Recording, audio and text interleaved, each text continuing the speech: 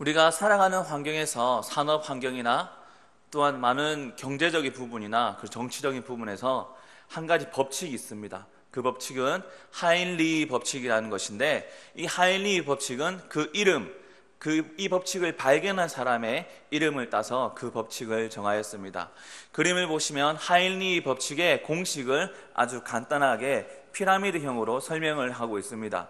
이를 보시면 가장 큰 사건을 나타내는 것입니다. 즉, 우리가 사는 가운데서 경험하지 못한 큰 사건, 삶을 마치는 사건이나 아니면 대형 사고를 나타내는 것이며, 그 밑에는 있는 29를 보시면 그것은 그러한 큰 사건이 일어나기 전에 징조를 나타내는 것입니다. 그리고 그 밑에 있는 또 300을 보시면 또 그러한 징조가 일어나기 전에 작은 일들이 먼저 일어나고 있다는 것을 말하고 있습니다. 이 하인리 법칙은 하인리가 보험회사에서 직원으로 일하고 있을 때 산업재해를 조사하는 과정에서 이러한 공식을 발견하게 되고, 이 공식을 많은 사건에 대입하게 되었습니다.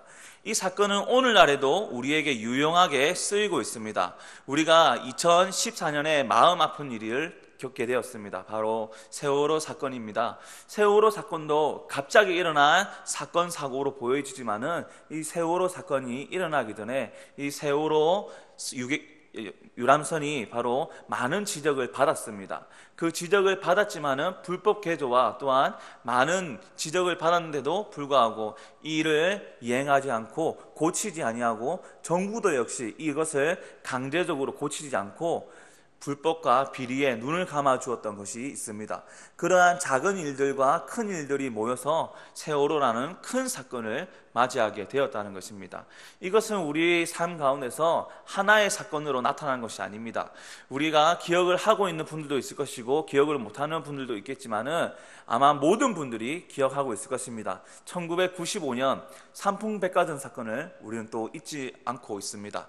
삼풍백화점 사건을 보시면 앞 백화점 건물이 붕괴될 때에도 그냥 한순간에 붕괴는 되었지만은 그 일이 일어날 징조들이 여러 가지 나타났습니다. 고객들이 에어컨을 사용하는 가운데서 에어컨의 진동이 심하다라는 말도 하였으며, 또한 직원들도 역시 벽에 가는 균열들이나 많은 건물들의 부실이 드러나면서 이 건물은 조금 문제가 있는 것 같다라고 백화점 경영자들에게도 그 말을 하였습니다. 경영자 역시 이러한 지적과 이야기를 듣고 국가의 안전점검을 받은 결과 이 건물은 부실 공사로 인하여서 수리와 보강이 필요하다라는 결론을 받았습니다. 하지만 백화점 운영진들은 이것을 눈을 감고 여름에 많은 에어컨을 사용하면서 건물 옥상에는 적재 하중을 넘는 굉장한 무게를 더욱더 실어서 설치하면서 건물이 붕괴가 되었습니다.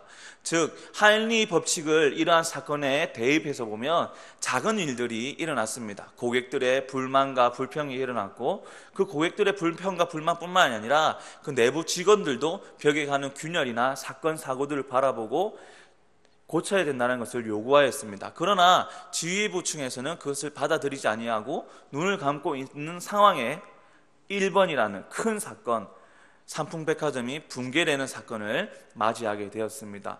이처럼 하인리 법칙을 보시면 작은 일이 일어나고 그 일보다 조금 더 큰 일이 일어나고 그 일보다 더 큰 일이 일어나서 최종적으로는 우리가 생각지도 못한 큰 대형 사고가 일어난다는 것을 보일 수 있습니다.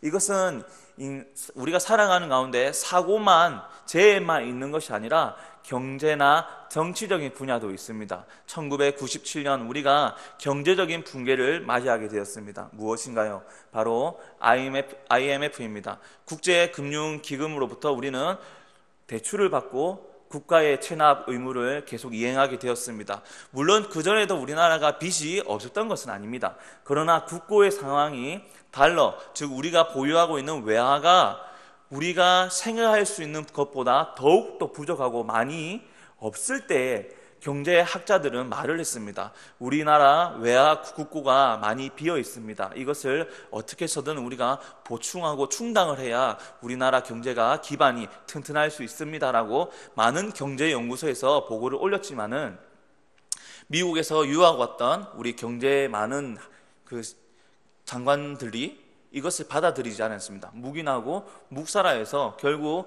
기업들이 하나하나씩 넘어가게 되었습니다.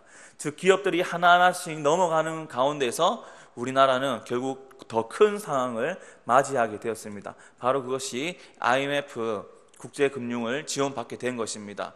즉 이러한 것을 바라보면 우리가 사건이 있기 전에부터 징조가 있다는 것을 하인리 법칙은 발견하게 됩니다. 하인리는 이러한 법칙을 발견하여서 많은 재해뿐만 아니라 국가나 경제나 그리고 회사를 경영하는데 큰 이로움을 주었습니다.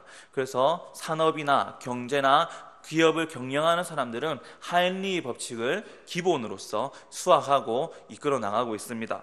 이처럼 하인리의 법칙은 오늘 우리가 보는 성경에서도 조금 찾아볼 수 있습니다. 물론 하인리 법칙은 오늘날 우리의 세대에서 만들어진 법칙이지만은 이 법칙을 말은 하지 않아도 발표는 하지 않아도 세상은 역시 큰 일이 일어날 징조가 하나씩 일어났다는 것을 보일 수 있습니다. 오늘 말씀 3절 말씀을 보도록 하겠습니다. 오늘 말씀 3절 말씀을 보시면 내가 마게도냐로 갈 때에 너를 권하여 에베소에 머물라 한 것은 어떤 사람들을 명하여 다른 교훈을 가르치지 말며라고 바울이 말하고 있습니다. 바울은 하나님께 부르심, 소명을 받고 하나님께서 명령하신 그리고 보여주신 비전과 사명을 가지고 그의 삶을 헌신하며 살아갔던 사도 중에 한 사람입니다. 이는 이방인의 사도로서 부르심 받았으며 하나님의 말씀을 통하여서 계시를 통하여서 예수 그리스도를 통하여서 본인은 사도가 되었다라고 고백을 하고 있습니다. 그 사명을 가지고 바울 사도는 여러 나라를 여러 지역을 순례하면서 복음을 전하고 있었습니다. 역시 오늘 말씀의 배경이 되는 디모데전서의 배경인 에베소 교회도 역시 바울이 전도 여행 가운데서 순례 여행 가운데서 복음을 전하고 교회를 세웠던 것 중에 한 곳이었습니다. 이곳에서 복음이 바로 세워졌습니다. 그러나 바울이 복음을 전하고 떠나는 과정에서 항상 바울을 뒤따르는 자들이 있었습니다. 그것은 바울과 함께 복음을 전하던 동력자가 아니라 바울이 전한 복음에 대하여 무엇인가 빠졌다, 무엇인가 더 해야 된다라고 말을 덧붙이는 이들이 있었습니다. 그들을 보면 유대 기독교 개종자라고 많은 학자들이 말하고 있습니다. 정확한지는 아직 알 수 없지만은 일단은 바울이 전한 복음에 대하여 모든 것을 동의하지 않고 일부분만 동의하고 나머지 부분을 그들의 주장을 더하고자 하는 무리들이 있다라는 것입니다. 이 무리들이 바울이 복음을 전한 곳 갈라디아 교회나 에베소나 고린도나 많은 교회를 따라다니면서 바울이 전한 복음에 문제가 있다라고 지적을 하였습니다. 역시 오늘 에베소 교회도 역시 이들이 쫓아와서 바울이 전한 복음 외에 다른 것을 전하고 있었습니다. 이를 바울은 듣고 젊은 사역자 디모데, 믿음의 아들 디모데를 에베소 교회로 다시 보내면서 에베소 교회에 머물면서 바른 복음을, 바른 교훈을 전할 수 있는 교회가 되어라라고 당부하고 있습니다. 그 배경 가운데서 바울이 디모데에게 이 디모데 전서를 보내면서 너는 어떻게 에베소 교회를, 너는 어떻게 하나님의 교회를 바른 진리의 교회로 세워야 하는지, 세울 수 있는지를 전하고 있다라는 것입니다. 그래서 오늘 말씀 3절 말씀을 보시면 그 문제가 있었다는 것을 조금 생각해 볼 수 있습니다. 그래서 디모데에게 다른 교훈을 가르치지 말 것을 분명히 말을 하고 있습니다.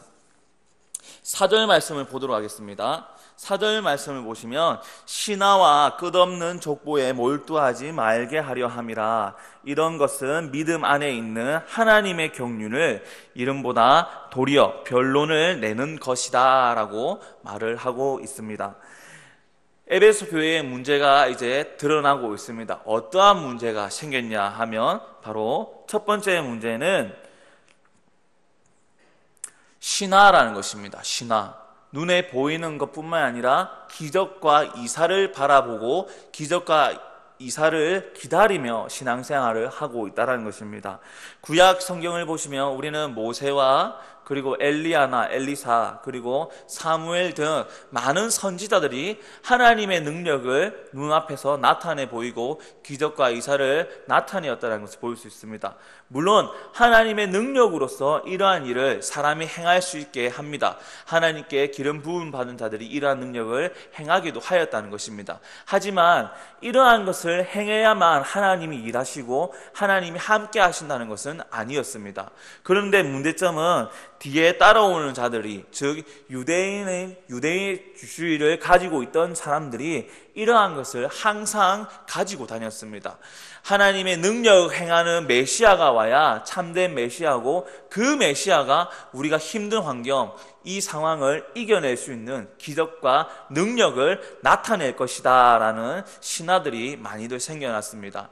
신약 성경이 기록되기 전 구약 성경이 기록된 후 그 중간기가 있습니다. 이 중간기를 암흑기라고도 하고 어둠의 시기라고 말을 합니다. 하여튼 이 시기에 성경으로서 채택되지 않았지만은 기록되어 있는 많은 기록들이 남아 있습니다. 이 기록들 가운데서 천주교회에서는 이것을 성경으로 채택하여서 읽고 말씀을 나누기도 합니다. 그런데 우리는 66권의 성경을 채택하여서 말하고 있습니다.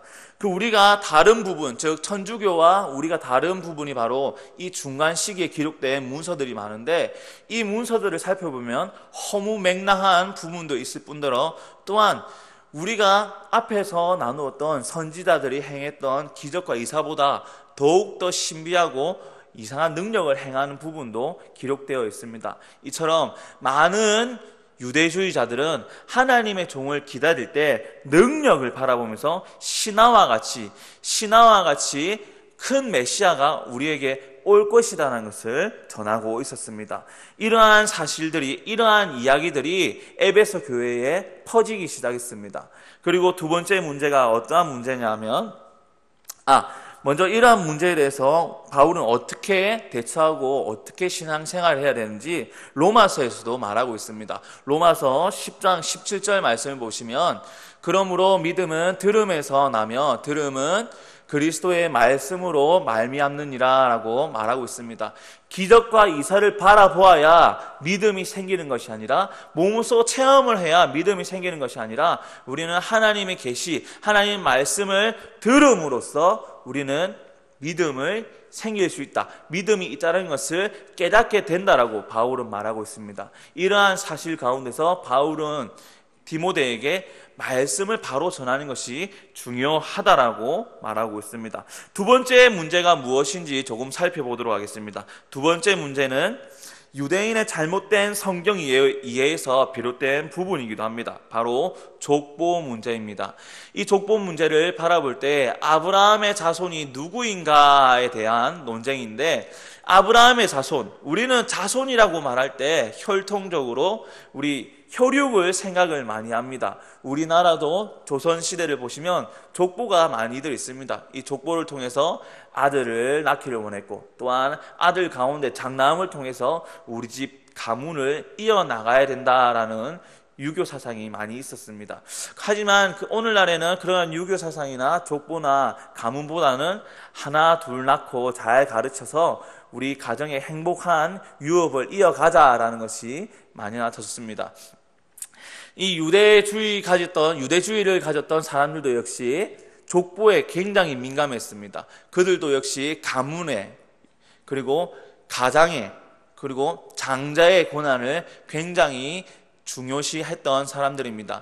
아브라함의 자손이라고 말하면 이삭과 그리고 야곱, 야곱의 12아들, 이렇게 해서 그 12아들 가운데서 12지파가 등장하지 않습니까? 즉 아브라함의 열조라고 하는 말이 있습니다. 즉 아브라함에게서 낳은 자식들이 이스라엘 백성이요 하나님께 택함 받은 자들이다라는 것이 바로 유대주의적 혈통입니다. 이러한 사상을 가지고 있던 자들이 에베소 교회에 들어와서 족보 문제를 가지고, 끝없는 족보 문제를 가지고 시비를 옳고 그른지를 따지기 시작했습니다. 이러한 두 문제를 통해서 에베소 교회는 문제가 드러나기 시작했습니다. 건강했던 교회가 다른 외부 요인으로서 바른 교훈이 아니라 거짓 교훈을 통하여서 이러한 문제가 발생하였고, 이 문제를 통하여서 교회의 많은 성도들이 흔들리기 시작했다는 것입니다.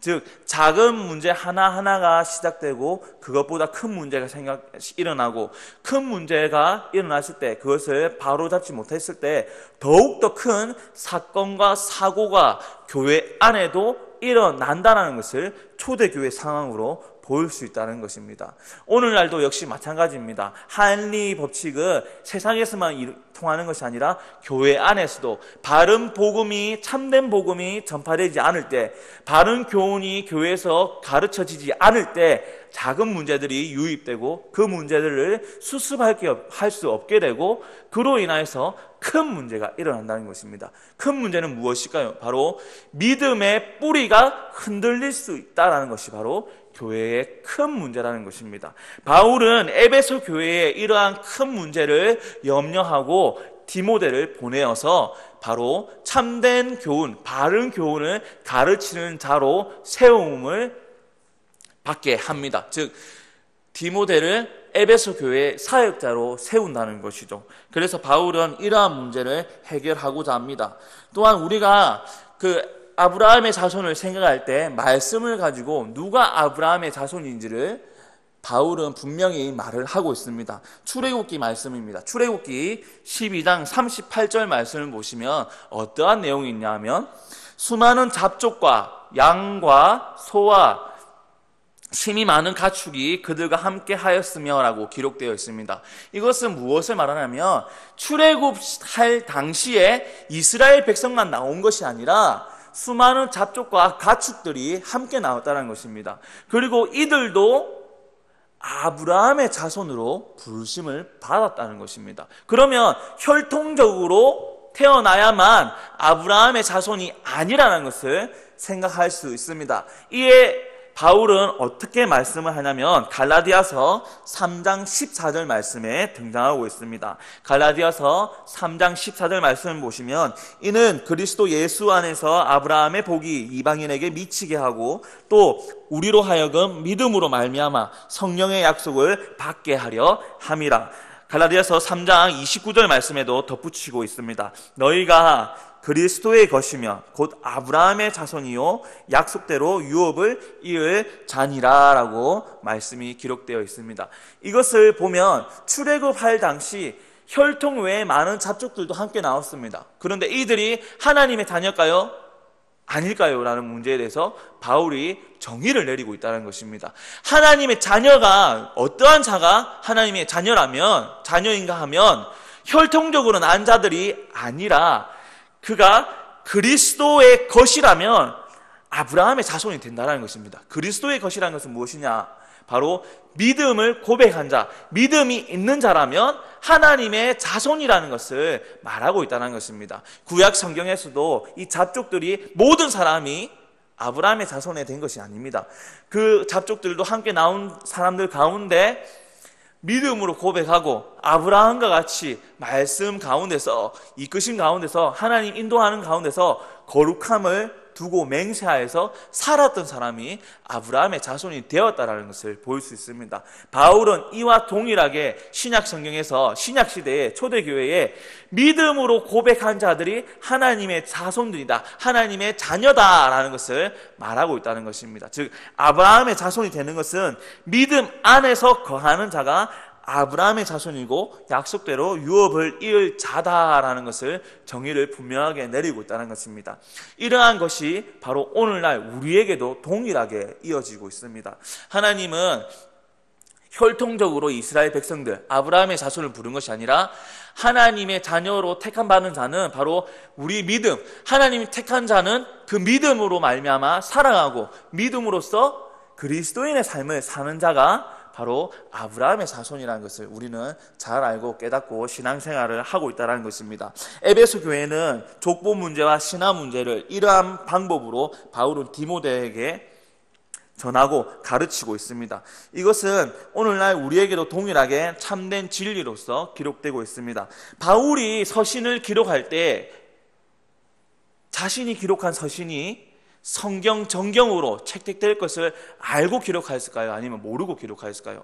그것은 우리는 잘 알 수 없습니다. 하지만 분명한 것은 알고 기록하였던 모르고 기록하였던 하나님의 바른 진리가 전파되게 하기 위해서 하나님의 바른 진리를 위한 바울이 뜻이 있었다는 것입니다. 그 뜻은 사람의 욕심이 아니요, 바울의 욕심이 아니요, 바울의 능력이 아니요, 하나님께서 주신 감동과 마음의 감화 능력을 통하여서 바울의 손을 통하여서 성경이 기록되었다는 것입니다.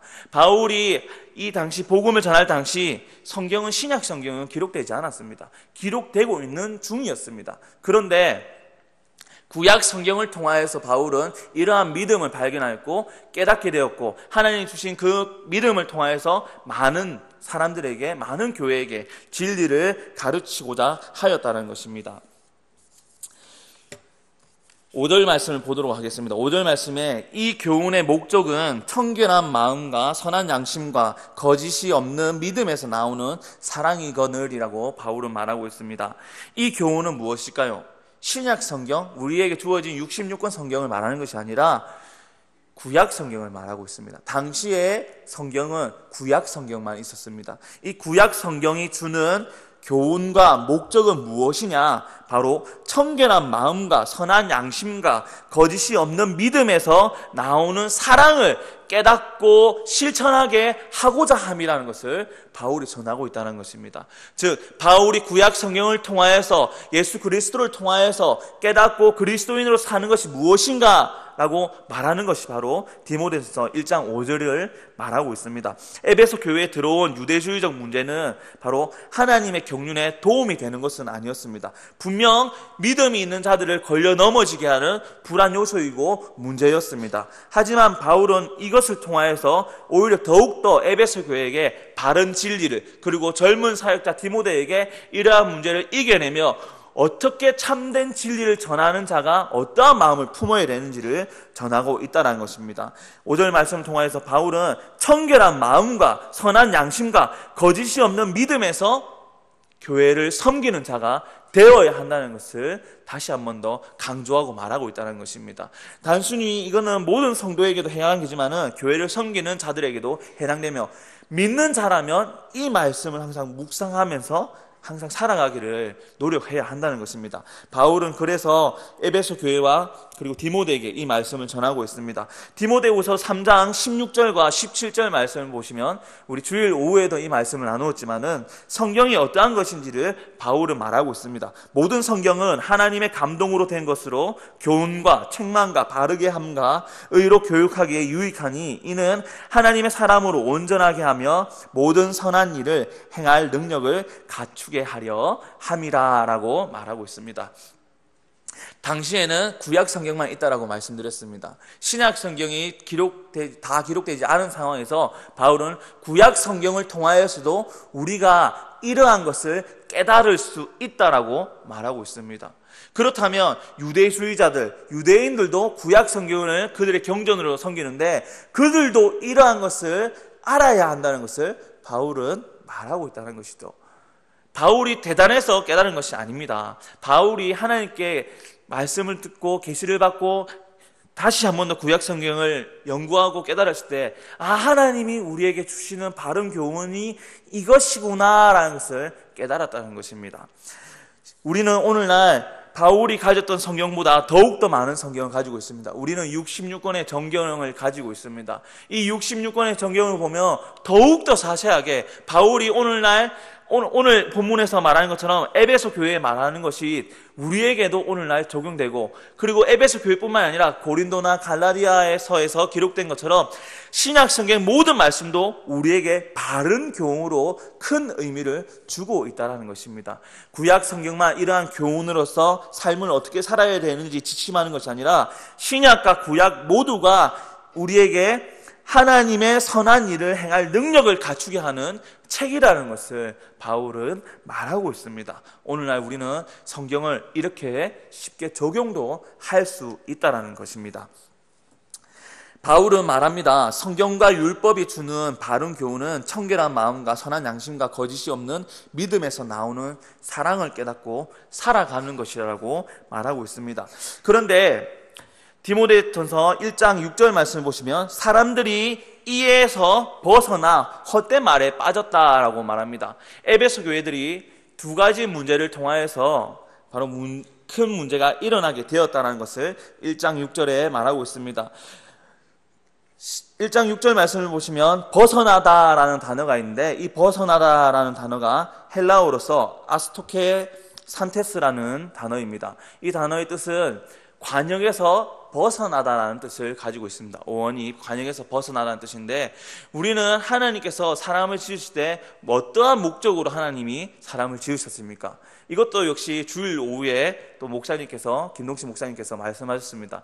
우리는 하나님께 영광을 올려드리기 위해서 지으심을 받았습니다. 그런데 그 지으심을 받은 목적, 하나님께 영광을 올려드린다라는 목적으로 잘 날아가다가 사람이 잘못된 교훈, 거짓된 교훈으로 통해서 관역에서 벗어나기 시작합니다. 많은 문제가 겪게 되었고 많은 문제로 말미암아 이 하나님의 바른 교훈이 아닌 거짓 교훈으로 새어나가게 되었다라는 것입니다. 그래서 바울이 에베소 교회에 다시금 바른 관역으로 나아가야 된다는 것을 1장에 계속해서 말하고 있습니다. 관역에서 벗어나면 어떠한 일이 일어날까요?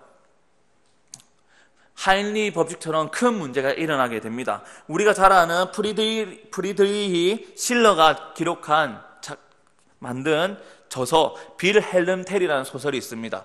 빌헬름 텔을 보시면 빌헬름이 그 아들이 머리에 사과를 얹게 되고 빌헬름이 활을 쏴서 그 사과를 맞히게 됩니다.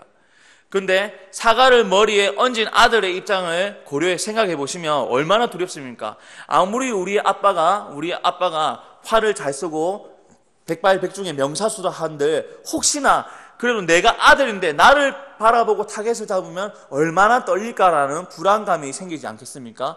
빌헬름 텔 소설을 보시면 빌헬름 텔이 관역을 당겨서 아들 머리에 있는 사과에 정확하게 관역을 맞춰버립니다. 사과를 맞춰버립니다.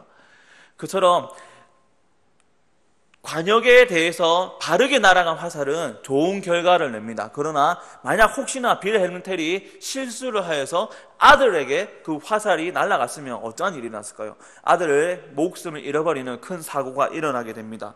이처럼 관역에서 벗어난 성도의 신앙생활은, 참된 진리에서 벗어난 신앙생활은 큰 문제를 야기하게 된다는 것입니다. 디모데 전서 1장 7절 말씀 보도록 하겠습니다. 율법 선생이 되려 하나 자기가 말하는 것이나 자기가 확증하는 것도 깨닫지 못하는도다. 자, 이 유대주의자들, 자신들이 잘났다라고 하는 자들이 에베소 교회에 나와서 율법을 가르칩니다. 율법을 지켜야 참된 아브라함 자손이 될 수 있고 율법을 지켜야 할례를 해야 하나님의 자녀가 된다라는 것을 부수적으로 더하기 시작했습니다. 그 가운데서 이 율법이 잘못된 것을 압니다. 바울도 역시 8절 말씀에 율법은 사람이 그것을 적법하게만 쓰면 선한 것임을 우리는 아노라라고 바울도 율법의 긍정적인 면을 인정하고 있습니다. 그런데 왜 에베소 교회에 이것이 잘못되었을까요? 그것은 바로 율법을 잘못 적용하였기 때문입니다. 갈라디아서에서 바울은 이 율법을 어떻게 말하고 있냐면 초등교사, 가정교사라고 말하고 있습니다. 가정교사가 뭐냐면 기초 지식이라는 것입니다. 율법은 우리가 그리스도인들이 신앙생활하는 가운데서 기본적인 것을 살아가게끔 하는 규칙의 범위라는 것이죠. 이 율법을 지키는 것은 중요합니다. 그러나 이 율법을 지킨다고 해서 우리가 하나님 자녀가 되는 것이 아니라, 구원을 받는 것이 아니라 믿음으로 말미암아 자녀가 될 수 있고 그 믿음으로 자녀된 자들이 하나님께 구원을 받게 된다는 것입니다. 에베소 교회에게 바울은 이것을 다시금 가르치고 세우고 있습니다. 디모데에게 이것을 가르치면서 다시금 돌아보게 하면서 율법보다는 분명히 우리가 믿음으로써 의인이 되는 것, 믿음으로써 살아가는 것이 중요하다는 것을 바울은 말하고 있습니다. 디모데전서 1장 9절과 10절 2절 말씀을 보도록 하겠습니다. 알 것은 이것이니 율법은 옳은 사람을 위하여 세운 것이 아니요 오직 불법한 자와 복종하지 아니하는 자와 경건하지 아니한 자와 쭉쭉쭉 말씀하고 있습니다. 즉 하나님의 자녀답게 그리스도인답게 못 사는 사람들을 말하고 있습니다. 즉 이들에게 율법은 굉장히 필요한 것이다. 그러나 믿음으로 사는 자들, 믿음으로 말미암아 그리스도인의 삶을 살아가는 자들에게는 율법이 더 이상 그들에게 큰 요구고 큰 문제거리가 되지 않는다라는 것을 에베소 교회에도 말하고 있다는 것입니다. 바울은 갈라디아서 4장 9절에 어떻게 말하냐면 율법에 대해서 말합니다. 이제는 너희가 하나님을 알 뿐 아니라 더욱이 하나님이 아신 바 되었거늘 어찌하여 다시 약하고 천박한 초등 학문으로 돌아가서 다시 그들에게 종노릇 하려 하느냐라고 말하고 있습니다. 이제는 그리스도인, 믿음으로 사는 그리스도인이라면 참된 성장한 장성한 성도라면 율법에 매여 사는 것이 아니라 믿음으로써 그리스도의 삶을 나타내고 드러내는 삶이 더 중요하다는 것을 바울이 에베소 교회에도 말씀하고 있다는 것입니다.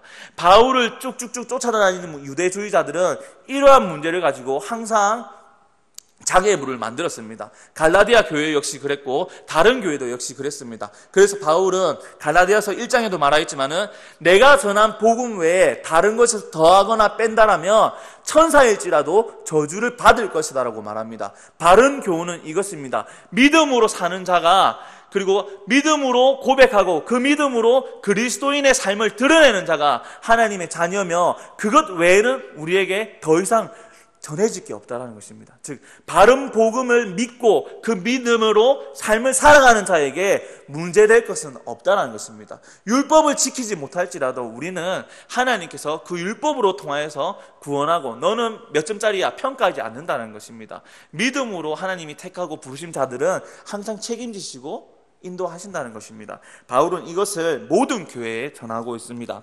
디모데전서 1장 11절 말씀을 보도록 하겠습니다.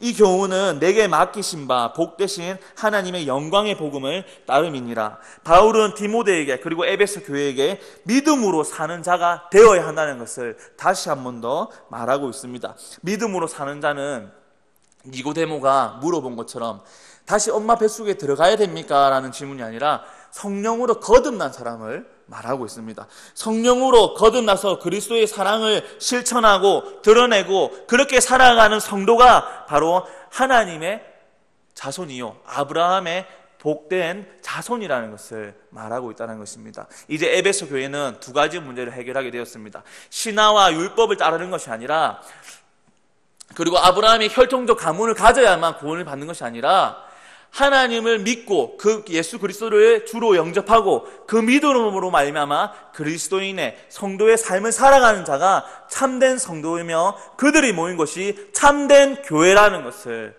바울은 말하고 있다는 것입니다.